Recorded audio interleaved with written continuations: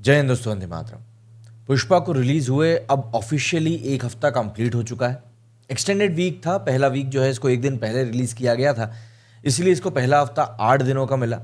लेकिन मुझे ऐसा लगता है कि वो 8 दिन भी पुष्पा के लिए ज़्यादा ही थे, क्योंकि जो रिकॉर्ड्स इस मूवी ने क्रिएट किए हैं उन रिकॉर्ड्स को बनाने में इसको पूरे 8 दिन भी नहीं लगे। बमुश्किल 6-7 दिनों में ही इसने कुछ ऐसे रिकॉर्ड्स अपने नाम कर लिए जो कि एक लंबे समय से कोई सोच भी नहीं रहा था कि इन रिकॉर्ड्स को कोई टच कर पाएगा। चाहे वो सबसे तेज 300 करोड़ कमाना हो, वीकेंड के ऊपर सबसे बड़ा कलेक्शन निकालना हो, 1000 करोड़ को सबसे पहले टच करना हो, हिंदी में सबसे बड़ा कलेक्शन निकालना हो, और इस तरह के ही न जाने कितने सारे रिकॉर्ड्स ये मूवी अपने नाम कर चुकी है। और अब जबकि ऑफिशियली इसको रिलीज हुए एक हफ्ता कंप्लीट हो चुका है, तो ऐसे में हमारे सामने कुछ ऐसा डेटा और कुछ ऐसे फिगर्स निकल कर सामने आए हैं जो कि वाकई में इस मूवी की पॉपुलैरिटी को लेकर बहुत बड़ी क्लियरेंस देते हैं। दरअसल इस मूवी को जब से ये मूवी रिलीज हुई है तब से लोग बेहद प्यार दे रहे हैं, बेशुमार प्यार दे रहे हैं, और थिएटर में भीड़ अभी भी कम होने का नाम नहीं ले रही। मतलब अमूमन ऐसा होता है कि जब पहला हफ्ता शुरू होता है और वर्किंग डेज आते हैं तो जो कलेक्शन है वो डिक्लाइन कर जाता है। हम लोग लगभग सभी मूवीज़ के बारे में बात करते हैं, एंड जब वर्किंग डेज शुरू होते हैं और ऑक्यूपेंसी 15-20% की आती है तो हम लोग उसको बहुत नॉर्मलाइज सा मानते हैं कि भाई ये वर्किंग डेज है। बट जस्ट इमेजिन कि पुष्पा 2 के लिए ऑक्यूपेंसी जो है वो 25 से 30% के नीचे अभी तक गई ही नहीं है। ये बताता है कि इस मूवी की जो पॉपुलैरिटी है वो पब्लिक के बीच में कितनी है, एंड क्यों पब्लिक इसको वहाँ पे अभी भी देखने के लिए जा रही है। ये एक बड़ा मुझे लगता है सोचने वाली बात है, क्योंकि भाई अब देखिए, एक तरीके से कहा जा रहा है कि भाई इस मूवी ने 11 मिलियन टिकट बेच दी है। मतलब बहुत तरह की बातें इस मूवी को लेकर चल रही हैं, तो काफ़ी बड़ी एक जनसंख्या जो है वो इस मूवी को ऑलरेडी देख चुकी है। लेकिन अब ऐसे कई लोग हैं जो 2-3 बार इस मूवी को देखने के लिए जा रहे हैं। एंड देखिए, मैं उन लोगों की बिल्कुल बात यहाँ नहीं करना चाहता हूँ जो कि इस मूवी को पसंद नहीं कर रहे हैं, क्योंकि सबका अपना अपना चॉइस होता है भाई।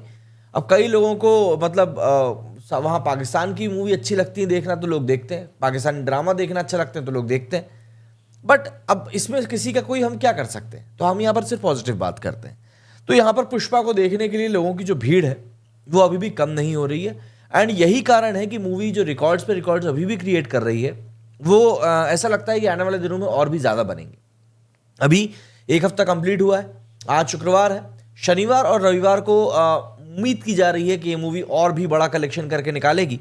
एंड ये मूवी जो कलेक्शन करके निकालेगी वो जेन्युइनली बहुत शानदार कलेक्शन होगा, एंड एक ऐसा कलेक्शन होगा जो कि आने वाले बहुत लंबे समय तक याद भी रखा जाएगा। एंड मुझे ऐसा लगता है कि ये मूवी को चैलेंज करना भी आने वाले समय में काफ़ी सारी मूवीज़ के लिए काफ़ी ज़्यादा टफ रहेगा, क्योंकि इसके कलेक्शन के रिकॉर्ड्स ही कुछ ऐसे बन गए हैं। सबसे तेज़ 1000 करोड़ रुपए कमाना ये अपने आप में बताता है कि भाई मूवी को कितना ज़्यादा लोग पसंद कर रहे हैं।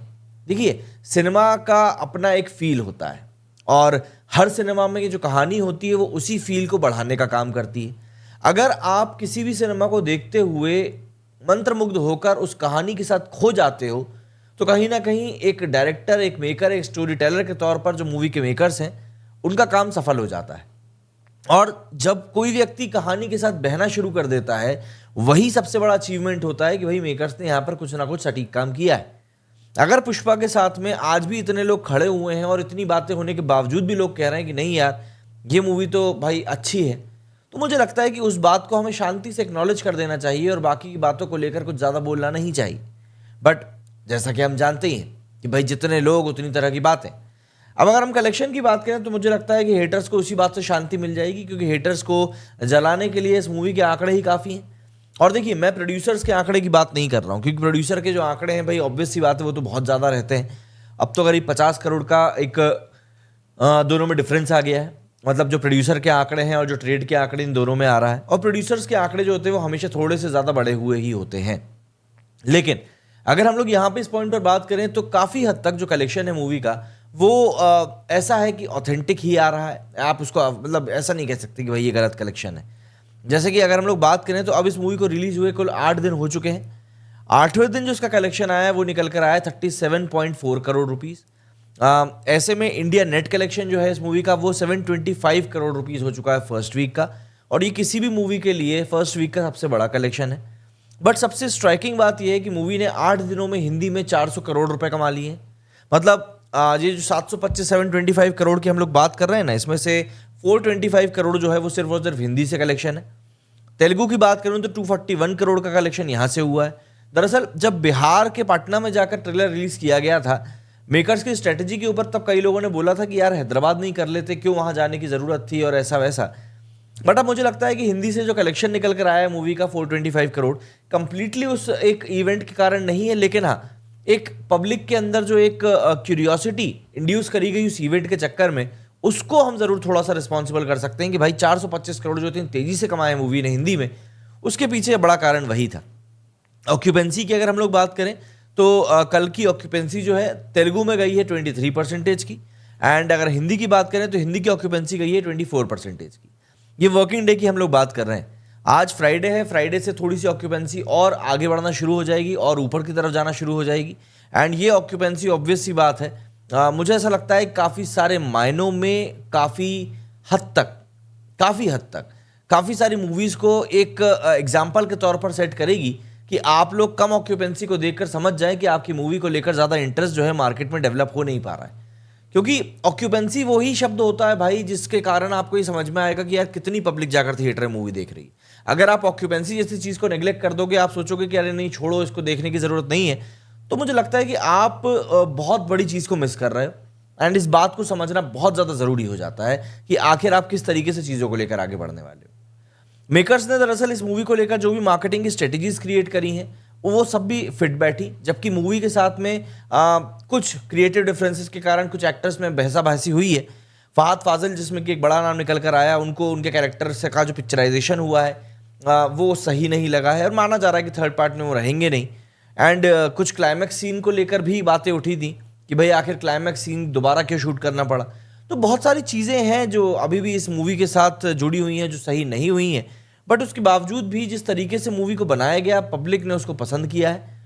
माना जा रहा है कि भाई थर्ड पार्ट में काफ़ी कुछ चीज़ें सेट तरीके से सामने आएंगी, अलग तरीके से सामने आएंगी एंड बहुत बड़े लेवल पर जाने वाली है अब ये मूवी।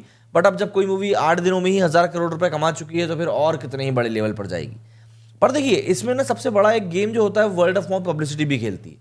पब्लिक का जो रिव्यू जाता है मार्केट में वो सबसे स्ट्रॉन्ग रिव्यू कहलाता है और मुझे भी लगता है कि वही सबसे स्ट्रॉन्ग रिव्यू होता है, क्योंकि पब्लिक का ओपिनियन जो होता है ना वो अधिकतर केसेस में जेन्युइन ही होता है। भाई पब्लिक को अच्छी लगी तो अच्छी लगी, बुरी लगी तो बुरी लगी, उसमें कोई इफ एंड बट वाली बात नहीं है, प्रोज एंड कॉन्स वाली बात नहीं है, पॉजिटिव नेगेटिव वाली बात नहीं। अच्छी तो अच्छी, बुरी तो बुरी। लेकिन कई बार पब्लिक ऐसी मूवीज को भी पसंद कर लेती भाई जो कि आपको लगता है कि यार शायद ये तो नहीं चलेगी। तो ऐसा है कि पब्लिक का अपना मूड है। अगर एक मेकर के तौर पर आप पब्लिक के मूड को समझकर उनके टेस्ट के हिसाब से मूवी बना दे रहे हो तो फिर ठीक है ना, वेल एंड गुड है, क्या दिक्कत है फिर भाई, सीधी सी बात है, इसमें कोई परेशानी हो ही नहीं सकती। इन दी एंड आप कोई मूवी अगर बना रहे हो तो आप मूवी बना किसके लिए रहे हो भैया, आप जनता के लिए तो बना रहे हो ना। बताइएगा कि आपको क्या लगता है कि ये मूवी का कलेक्शन कितना जाएगा लाइफ टाइम का। मेरे इस वीडियो में फिलहाल इतना ही। जय हिंद, जय भारत।